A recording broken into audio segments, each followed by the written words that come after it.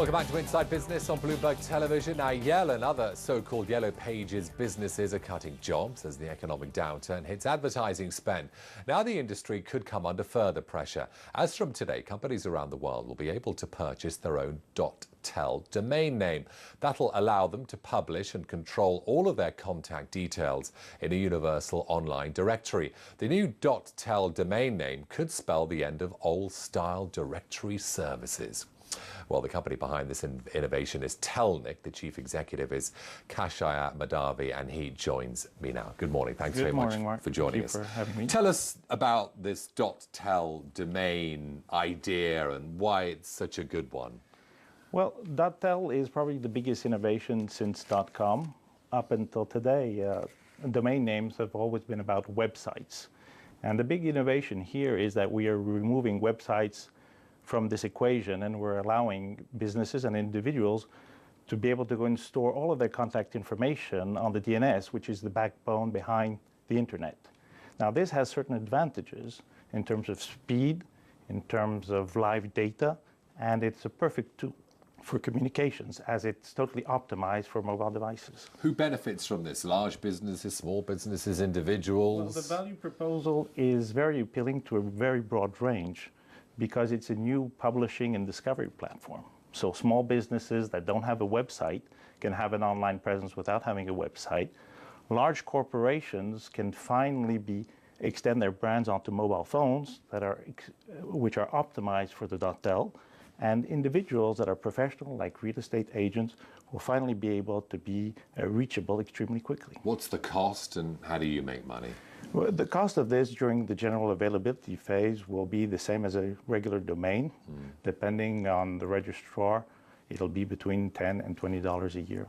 Some say that amidst a global economic slowdown, now might not be the time to set this sort of venture up. What do you say about that? I believe, while we recognize there are problems with the economy today, the benefits of the .tel are such that they largely outweigh any problems you could have with the economy. Why will .tel catch on, though? Because .com is still dominant, and the .com extension has more than 78 million active domains. The newer .biz, created in 2001, has only 2 million registrations. So how can you challenge the .com domain? Well, as I said at the beginning of the show, .com is about websites and web content. .tel is about communications. I want to reach you, Mark.tel. I'm getting off a plane and I want to rent a car, Hertz.tel, and I connect. It's much easier.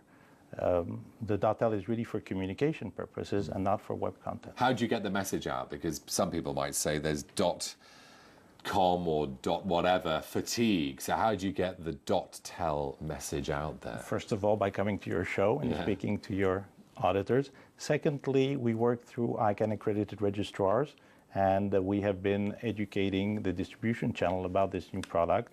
And I think that the .tel is a very viral product. And once people will start using it and discovering that they can have an online presence without needing a website and seeing how easy it is, the product will virally propagate. And you're hoping to get this sort of expression to tell people, tell the world, into the English language, just like sort of to Google people is. I mean, do you think that's a possibility? I believe and I expect that everybody will have their tel name, like everybody has their email.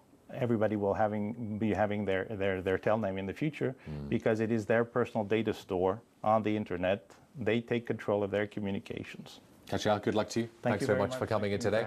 Right, coming up, bonus bonanza no more. Merrill Lynch is set to become the latest lender to slash year-end bonuses, but with pay still set to average $184,000 per employee, are banks doing enough to cut costs? Full analysis next.